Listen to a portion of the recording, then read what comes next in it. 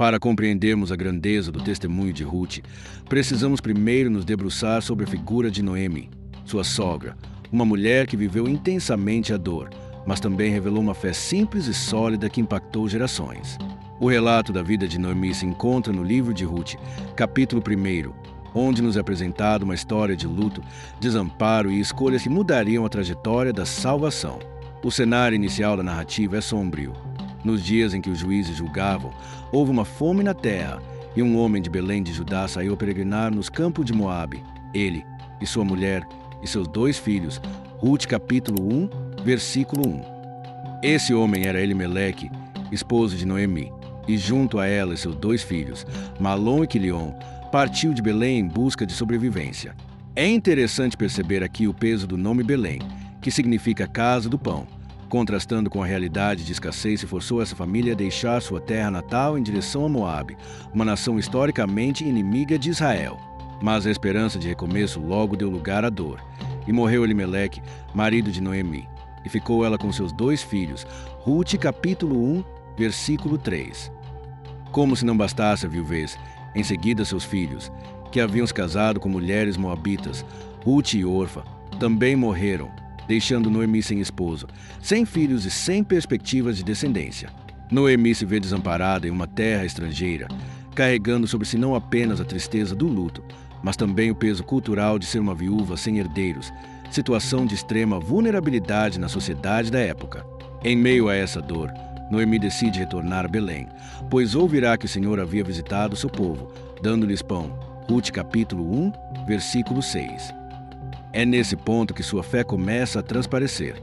Ela poderia ter se revoltado contra Deus, poderia ter questionado ou amaldiçoado sua sorte, mas em vez disso, reconhece que é o Senhor quem tem o controle dos tempos e das estações, e volta à terra prometida em busca de refúgio. Sua vida se torna um testemunho vivo de confiança, mesmo em meio às perdas mais devastadoras. Quando decide partir, Noemi libera suas noras para que retornem às suas famílias e deuses. Tornai cada uma casa de sua mãe. O Senhor use convosco de benevolência, como vós usastes com os falecidos e comigo. Ruth capítulo 1, versículo 8. Essas palavras revelam o caráter de Noemi. Mesmo ferida, ela deseja bênçãos do Senhor sobre suas noras. Sua vida não estava marcada apenas pela dor, mas pela compaixão e pela consciência de que sua aliança com Deus permanecia firme. O mais impressionante é que Noemi não pregou sermões, não apresentou rolos da lei, não citou longas passagens das Escrituras, porque, de fato, uma mulher israelita comum não teria acesso direto aos escritos sagrados. Ainda assim, sua fé expressa em gestos, palavras simples e atitudes, foi tão real que se tornou irresistível para uma moabita. Enquanto Orfa decidiu voltar ao seu povo, Ruth se apegou a Noemi e pronunciou uma das declarações mais belas da Bíblia. Não me enches para te deixe e me afaste de ti, porque aonde quer que tu fores irei eu, e onde quer que pousares à noite ali pousarei eu. O teu povo será o meu povo, e o teu Deus, o meu Deus. Ruth capítulo 1, versículo 16. Aqui vemos a grandeza de Noemi, uma mulher comum, sem posição política, sem títulos, sem poder material, mas cujo caráter e testemunho foram suficientes para levar uma estrangeira a renunciar seus deuses e abraçar o Senhor de Israel. Noemi converteu Ruth não com discursos, mas com a vida. Sua dor não a afastou de Deus, mas a aproximou dele, e essa fidelidade silenciosa foi a ferramenta que Deus usou para abrir caminho à entrada de uma moabita na genealogia do Messias. A vida de Noemi nos ensina que o testemunho mais poderoso não está nas grandes plataformas ou nas palavras eloquentes, mas na fidelidade no cotidiano, mesmo em meio às maiores perdas. Sua história é um lembrete de que Deus usa as situações mais dolorosas para cumprir seus planos redentores que, muitas vezes, um coração ferido, mas firme na fé, fala mais alto do que 1000 discursos. Depois de contemplarmos a dor e o testemunho de Noemi, agora voltamos nossos olhos para Ruth, a protagonista dessa história de fidelidade que atravessou fronteiras e alcançou a eternidade. Ruth era moabita, uma estrangeira, filha de um povo cuja origem estava marcada pelo pecado e pela idolatria, conforme relatado em Gênesis capítulo 19, versículos 30 a 38, quando Moabe nasce da relação incestuosa entre Ló e sua filha. Era, portanto, alguém que, Segundo a lógica humana, jamais teria espaço na história de Israel, muito menos na genealogia do Salvador. Ainda assim, a sua decisão de fé mudou não apenas sua vida, mas a história da redenção.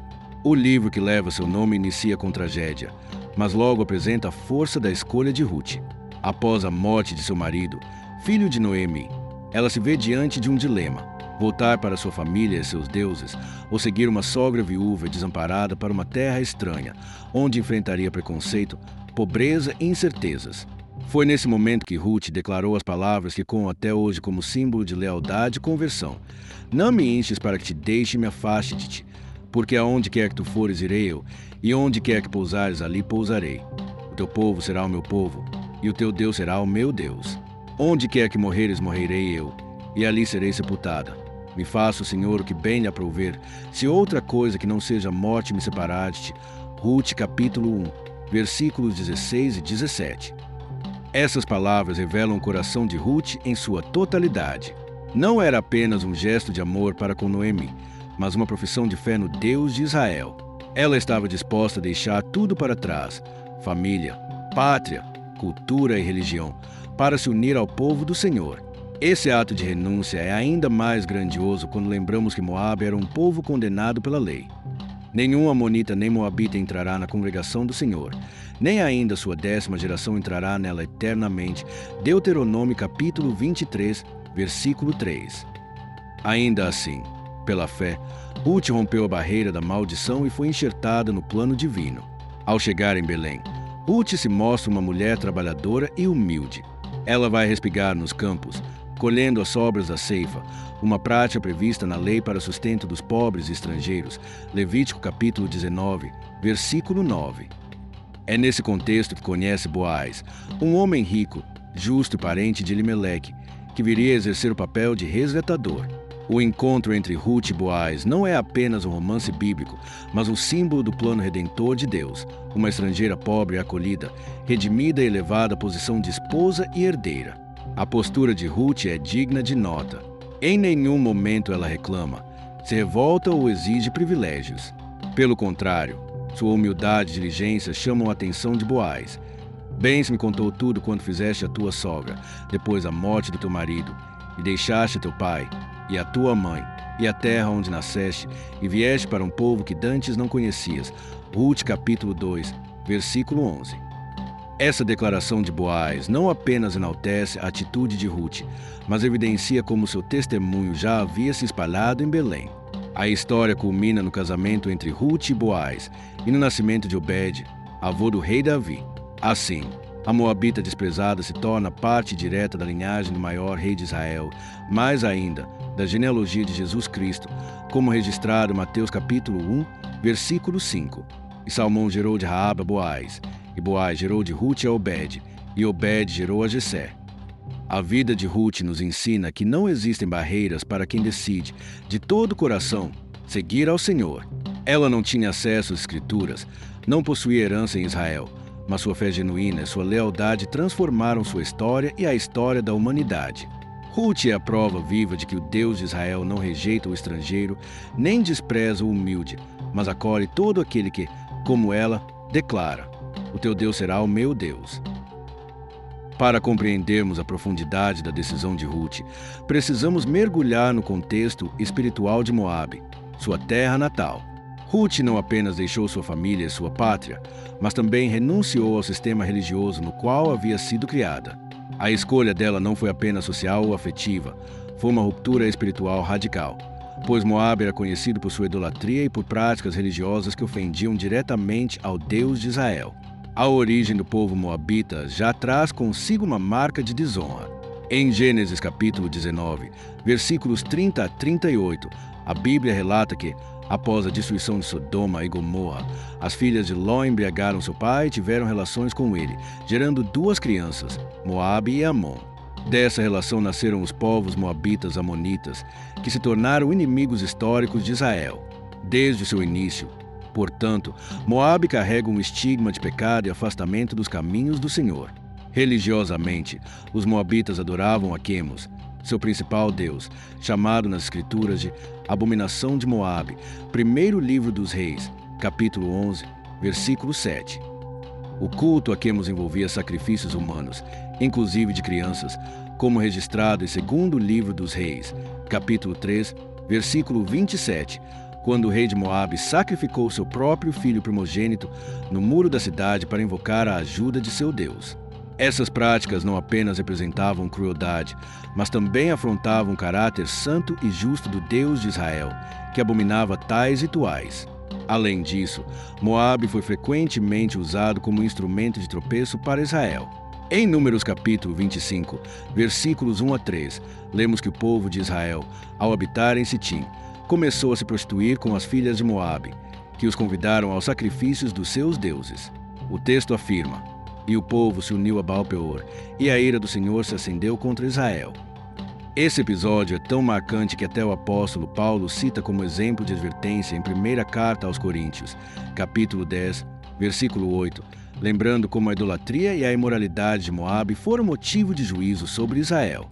Assim, quando Ruth disse a Noemi: "O teu Deus será o meu Deus", Ruth capítulo 1, versículo 16, ela estava rompendo com uma tradição religiosa profundamente enraizada em sua cultura.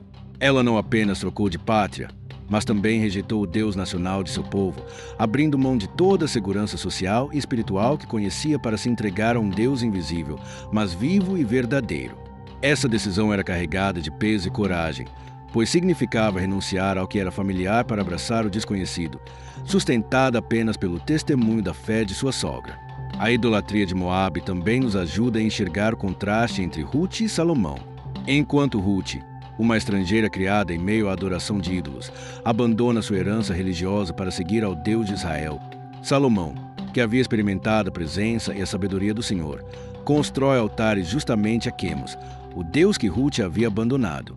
Esse contraste ficará ainda mais evidente quando compararmos suas trajetórias. O peso da escolha de Ruth, portanto, não foi pequeno. Era um passo de fé radical, uma renúncia que envolvia riscos sociais, emocionais e espirituais. Mas foi justamente essa decisão que mudou sua vida e a inseriu no plano redentor de Deus, provando que a graça divina é maior do que qualquer maldição cultural ou religiosa. Ruth nos mostra que a verdadeira fé é corajosa o suficiente para romper com a idolatria, ainda que isso custe tudo. Após refletirmos sobre a trajetória de Noemi e Ruth, chegamos agora a um dos personagens mais célebres da Bíblia, Salomão, filho de Davi com Batseba. Sua vida começa envolta em graça e promessa, pois, embora tenha nascido de um relacionamento inicialmente marcado pelo pecado, Deus o escolheu para ocupar o trono de Israel e continuar a linhagem davídica. O nome Salomão vem de Shalom, que significa paz, e isso já indicava algo de seu propósito, governar em tempos de estabilidade, sucedendo Davi, que viveu dias de guerra. O 1º livro dos Reis, capítulo 2, narra a transição de poder.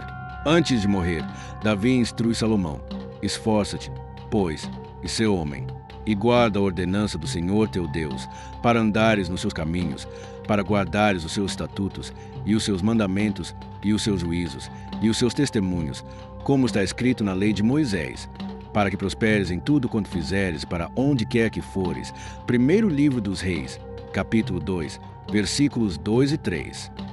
Assim, o jovem rei não começou sua história no poder apenas como herdeiro político, mas como alguém chamado a governar em aliança com Deus. O episódio mais marcante do início de seu reinado está em 1º livro dos Reis, capítulo 3, quando Salomão, após oferecer 1000 holocaustos em Gibeão, tem um sonho no qual o Senhor lhe aparece. Deus lhe dá a oportunidade de pedir o que quiser, e Salomão surpreende com seu pedido: "A teu servo, pois, dá um coração entendido para julgar a teu povo, para que prudentemente discirna entre o bem e o mal, porque quem poderia julgar a este teu tão grande povo?" 1º livro dos Reis, capítulo 3, versículo 9. Ele não pede riquezas, nem vida longa, nem a morte de seus inimigos, mas sabedoria para governar. Esse pedido agradou a Deus, e o Senhor não apenas lhe concedeu sabedoria como ninguém antes ou depois dele, mas também riquezas e honra. 1º livro dos Reis, capítulo 3, versículos 11 a 13. A sabedoria de Salomão logo se manifestou no célebre julgamento entre 2 mulheres que disputavam a maternidade de uma criança, no qual ele ordena dividir o bebê em 2 partes. A reação da verdadeira mãe revelou a verdade, e todos reconheceram que a sabedoria de Deus estava sobre o rei. Primeiro livro dos Reis, capítulo 3, versículos 16 a 28. Salomão também é lembrado como construtor do Templo de Jerusalém, uma das maiores realizações da história de Israel. Em primeiro livro dos Reis, capítulos 5 a 8, vemos o detalhamento dessa obra magnífica, feita com madeira do Líbano, ouro, pedras preciosas e artesanato requintado. Quando o templo foi dedicado, a glória do Senhor encheu a casa de maneira tão poderosa que os sacerdotes não puderam permanecer em pé para ministrar. Primeiro livro dos Reis, capítulo 8, versículo 11. Esse momento marcava não apenas o auge da glória de Israel, mas também o cumprimento da promessa de Deus a Davi, de que seu filho edificaria uma casa ao Senhor. Além do templo, Salomão escreveu grande parte da literatura de sabedoria bíblica. A ele são atribuídos os Provérbios, o Eclesiastes e o Cântico dos Cânticos, textos que até hoje guiam, instruem e inspiram gerações. Seu renome ultrapassou fronteiras. Reis e rainhas de outras nações vinham ouvir sua sabedoria. A mais conhecida foi a rainha de Sabá, que ficou maravilhada ao contemplar a glória de seu reino e disse: Eis que não me disseram a metade, sobrepujaste em sabedoria e prosperidade a fama que ouvi. Primeiro livro dos Reis, capítulo 10, versículo 7. Salomão, portanto, começou sua jornada como um exemplo de humildade e devoção. Ele recebeu instruções diretas de Davi, viveu experiências sobrenaturais com Deus, edificou o templo e foi honrado diante de todas as nações. Era o filho de Davi, o homem segundo o coração de Deus, o rei de um reino em paz e prosperidade. A expectativa era que sua vida fosse um reflexo contínuo da glória divina. Mas, como veremos no próximo capítulo, toda essa glória e sabedoria não foram suficientes para manter Salomão fiel até o fim. O mesmo rei que orou pedindo discernimento para governar, mais tarde se deixaria seduzir pelas alianças com mulheres estrangeiras e pelos deuses que elas adoravam. Depois de termos visto a ascensão gloriosa de Salomão, sua sabedoria inigualável, o esplendor do templo e a prosperidade de Israel sob seu reinado, chegamos a um capítulo sombrio de sua história. É justamente no auge de sua glória que o coração de Salomão começa a se afastar do Senhor, não por ignorância da lei, mas por ceder a paixões e alianças que contrariavam diretamente os mandamentos de Deus. A Bíblia é clara ao dizer: E o rei Salomão amou muitas mulheres estrangeiras, e além da filha de Faraó, as Moabitas, as Amonitas, as Edomitas, as Sidonias e as Eteias, das nações que o Senhor tinha dito aos filhos de Israel: Não ireis a elas, e elas não virão a vós. De outra maneira perverterão o vosso coração para seguirdes os seus deuses. A esta se uniu Salomão com amor. E tinha 700 mulheres, princesas, e 300 concubinas. E suas mulheres lhe perverteram o coração. Primeiro livro dos Reis, capítulo 11, versículos 1 a 3. Note que a advertência era explícita. Deus já havia instruído o povo em Deuteronômio capítulo 7, versículos 3 e 4, que não deveriam se casar com mulheres estrangeiras, porque elas desviariam seus corações para outros deuses. Salomão, homem que recebeu sabedoria diretamente do Senhor, conhecia essa lei. No entanto, escolheu desobedecer, acumulando esposas não apenas por desejo, mas como forma de alianças políticas com povos vizinhos, o que terminou sendo uma armadilha espiritual. O texto bíblico revela o resultado inevitável, porque sucedeu que, no tempo da velhice de Salomão, suas mulheres lhe perverteram o coração para seguir outros deuses, e seu coração não era perfeito para com o Senhor, seu Deus, como o coração de Davi, seu pai. Primeiro livro dos Reis, capítulo 11, versículo 4. Este versículo é de uma força tremenda.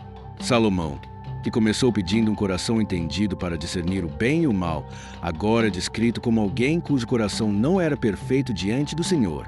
A gravidade do pecado de Salomão está no fato de que ele não apenas tolerou a idolatria em Israel, mas se tornou participante ativo dela.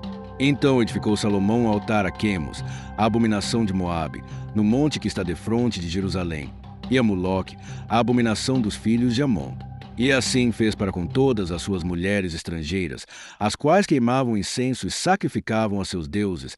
Primeiro livro dos Reis, capítulo 11, versículos 7 e 8. Aqui está a ironia trágica. Enquanto Ruth havia abandonado Quemos, o deus de Moabe, para servir ao Senhor, Salomão, o rei ungido de Israel, ergue altares para o mesmo ídolo dentro das proximidades da cidade santa. Essa queda não foi apenas pessoal, mas nacional. O pecado do rei trouxe consequências severas ao povo. O Senhor levantou adversários contra Salomão, como Hadad, o Edomita e Rezon, que causaram grande perturbação ao reino. Primeiro livro dos Reis, capítulo 11, versículos 14 e 23. Além disso, Deus anunciou o juízo. Porquanto houve isto em ti, que não guardaste meu concerto e os meus estatutos, que te mandei, certamente rasgarei de ti este reino, e o darei a teu servo. Todavia, não o farei nos teus dias, por amor de Davi, teu pai. Da mão de teu filho o rasgarei. Primeiro livro dos Reis, capítulo 11, versículos 11 e 12. A queda de Salomão nos ensina que não há experiência espiritual passada que garanta a fidelidade futura se o coração se deixar seduzir pelo pecado. Ele viu a glória de Deus encher o templo, falou diretamente com o Senhor em sonhos, escreveu provérbios e cânticos inspirados, e ainda assim foi vencido não por grandes batalhas, mas por concessões internas, por um coração dividido. Enquanto Ruth, uma estrangeira sem acesso às Escrituras, manteve sua decisão firme de servir ao Deus de Israel até o fim. Salomão, o rei mais sábio de sua época, permitiu que seu coração fosse contaminado pela idolatria. Sua queda não foi repentina, mas fruto de escolhas pequenas, aparentemente estratégicas, que ao longo do tempo corroeram sua fidelidade. Esse contraste prepara o terreno para o paralelo entre Noemi e Salomão, que veremos mais à frente. De um lado, uma mulher simples, que pelo testemunho trouxe uma moabita à fé. De outro, um rei sábio, que pelo contra-testemunho não conseguiu converter suas esposas, mas foi corrompido por elas. Chegamos agora ao ponto crucial desta reflexão. Colocar lado a lado Noemi e Salomão, dois israelitas que, de maneiras muito diferentes, deixaram marcas eternas na história bíblica. Ambos fazem parte da genealogia de Jesus Cristo. De um lado, Ruth, a moabita convertida pelo testemunho de Noemi, foi incorporada à linhagem do Messias. De outro, Salomão, filho de Davi, também está nessa mesma genealogia. Mas, quando observamos seus testemunhos e legados, percebemos um contraste impressionante que carrega lições profundas para a vida cristã. Noemi era uma mulher comum, viúva, sem posição política, sem títulos ou riquezas. Carregava em sua vida a dor de perdas sucessivas, marido morto, filhos mortos, futuro incerto. Humanamente, não tinha nada a oferecer. Porém, mesmo sem acesso direto às Escrituras, mesmo em uma cultura onde a mulher tinha pouca voz, sua fé silenciosa em Deus se tornou tão real e prática que convenceu Ruth a abandonar seu povo, sua cultura e seus deuses. O teu povo será o meu povo, e o teu Deus, o meu Deus. Ruth, capítulo 1, versículo 16. Não foi dito após um sermão teológico, mas diante da vida de uma sogra que, mesmo quebrada, permanecia fiel. Salomão, em contrapartida, era um rei. Tinha tudo: sabedoria extraordinária, riquezas incontáveis, prestígio internacional, a experiência de ver a glória de Deus no templo e ainda o exemplo de um pai que foi chamado de homem segundo o coração de Deus. Primeiro livro de Samuel, capítulo 13, versículo 14. Ele possuía as Escrituras, tinha acesso aos sacerdotes, aos profetas, à tradição de Israel e a todas as ferramentas espirituais possíveis. Mas, mesmo com todos esses privilégios, não conseguiu manter seu coração íntegro. Pior ainda, não converteu nenhuma de suas esposas estrangeiras ao Deus verdadeiro. Pelo contrário, foi ele quem se deixou influenciar, erguendo altares para ídolos e introduzindo a idolatria dentro do próprio Israel. Aqui se estabelece o contraste mais poderoso. Noemi, sem nada, levou uma moabita a crer em Deus. Salomão, contudo, não conseguiu levar suas mulheres a abandonarem seus deuses. Noemi, pela fé e testemunho, trouxe alguém de fora para dentro da aliança. Salomão, pela desobediência, abriu brechas para que os de fora contaminassem a aliança. O que isso nos ensina é que o verdadeiro impacto espiritual não depende de posição social, intelectual ou religiosa, mas de fidelidade ao Senhor. Noemi, na sua dor, manteve-se firme e sua vida silenciosa falou mais alto do que a glória de um trono. Salomão, apesar de toda a sabedoria que recebeu, não guardou o coração, e foi justamente ali, no íntimo, que caiu. Outro detalhe significativo é que a história de Noemi e Ruth termina em esperança e redenção. O nascimento de Obed, avô de Davi, celebrando fidelidade de Deus. Já a história de Salomão termina em divisão e juízo, o anúncio de que, por causa de sua idolatria, o reino seria rasgado, ainda que não em seus dias, mas nos dias de seu filho Roboão. Primeiro livro dos Reis, capítulo 11, versículos 11 e 12. Esse contraste é um alerta para todos os que vivem a fé cristã. Não é o quanto sabemos, mas o quanto obedecemos. Não é o quanto possuímos, mas o quanto permanecemos fiéis. Não é o quão alto falamos, mas o quanto nossa vida fala. Noemi, uma mulher simples, foi canal de conversão. Salomão, um rei sábio, tornou-se exemplo de queda. Assim, vemos que diante de Deus não são os títulos que importam, mas a fidelidade. Um coração fiel pode transformar vidas, mesmo sem poder ou prestígio. Já um coração dividido, mesmo cercado de riquezas e sabedoria, pode arruinar não apenas a si, mas também deixar marcas negativas para gerações. Chegamos ao desfecho desta reflexão, onde os caminhos de Noemi e Salomão nos apresentam lições que ecoam não apenas na história bíblica, mas também em nossas vidas hoje. Ambos, de formas diferentes, estão ligados à genealogia de Jesus Cristo. Ambos tiveram sua parte na preparação do caminho para o nascimento do Salvador. Mas os legados que deixaram não poderiam ser mais contrastantes. Um é exemplo de fé silenciosa e transformação. O outro, de sabedoria desperdiçada e coração dividido. Noemi não tinha títulos, riquezas ou influência política. Era apenas uma mulher viúva, marcada pela dor, que retornou para Belém vazia, dizendo: "Não me chameis Noemi, chamai-me Mara, porque grande amargura me tem dado o Todo-Poderoso." Ruth capítulo 1, versículo 20. Ainda assim, sua vida, mesmo em sofrimento, apontava para a fidelidade de Deus. E foi justamente através de seu testemunho que Ruth, uma moabita, rompeu com a idolatria e se entregou ao Senhor, tornando-se parte da história da redenção. O resultado foi vida, esperança e continuidade da promessa messiânica. Salomão, em contraste, começou sua trajetória com tudo que alguém poderia desejar: sabedoria inigualável, riquezas abundantes, honra internacional e experiências espirituais profundas. Ele foi o homem que edificou o templo, que viu a glória de Deus encher a casa, que escreveu provérbios e cânticos eternizados nas Escrituras. Mas sua queda se deu por aquilo que parecia pequeno: concessões afetivas e alianças políticas. O coração do rei, que deveria ser inteiramente do Senhor, foi dividido. E no final, seu legado não foi apenas a glória de Jerusalém, mas também a divisão do reino e a idolatria plantada no meio do povo de Deus. Esse contraste nos ensina que a fidelidade não depende das circunstâncias, mas do coração. Uma mulher viúva, sem nada, pôde ser instrumento de conversão.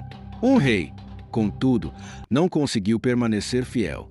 A grandeza diante de Deus não está na posição social, no conhecimento acumulado ou nas experiências espirituais passadas, mas na perseverança em obedecer e amar ao Senhor até o fim. A genealogia de Jesus Cristo, como registrada em Mateus capítulo 1, nos mostra essa tensão. Nomes de homens e mulheres que foram falhos, mas também de pessoas comuns que, pela fé, foram instrumentos da graça. Deus escolheu incluir Ruth, a moabita, para nos lembrar que seu plano de salvação não está limitado por barreiras culturais ou históricas. E permitiu que Salomão fizesse parte da linhagem para nos mostrar que até os mais sábios podem cair, se não guardarem o coração.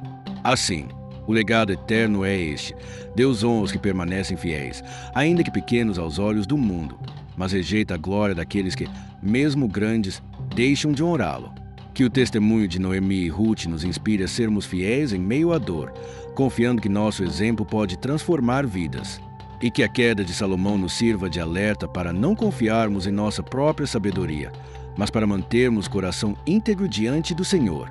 Porque, no fim, a verdadeira grandeza não está no trono, mas na fidelidade. Não está na sabedoria humana, mas na obediência ao Deus vivo. Ser fiel até a morte e dar-te a coroa da vida. Apocalipse capítulo 2, versículo 10.